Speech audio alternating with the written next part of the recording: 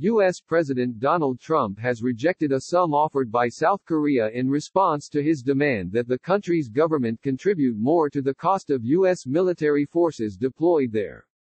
Now they've offered us a certain amount of money and I've rejected it, Trump said at a White House news conference on Monday, adding that Seoul was paying about $1 billion a year towards the cost of stationing between 28,000 and 32,000 U.S. troops there.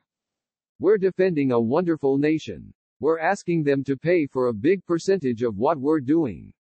It's not fair. It's a question of will they contribute toward the defense of their own nation, Trump added.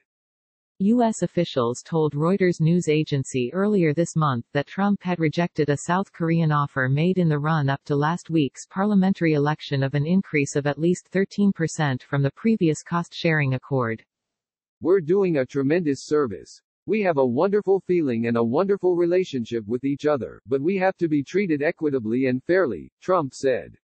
When asked about reports that he was negotiating a reduction of U.S. troop numbers with South Korean President Moon Jae-in, Trump appeared to reject this, replying, "It's not a question of reduction, it's a question of, will they contribute toward the defense of their own nation?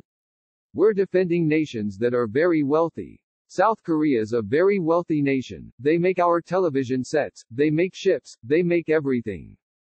Trump said, "We'll find out fairly soon about how the negotiation was going." The White House said at the weekend that Trump spoke to Moon on Saturday and expressed appreciation for South Korea's help in procuring COVID-19 tests for the United States.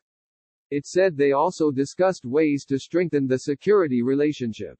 Late last year, talks between the U.S. and South Korea over the cost of hosting American troops collapsed after the two parties failed to agree on the amount that Seoul should pay.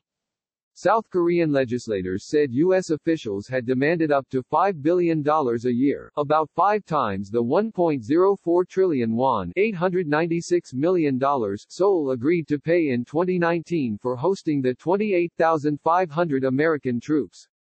U.S. officials have not publicly confirmed the number, but Trump has previously said the U.S. military presence in and around South Korea was $5 billion worth of protection.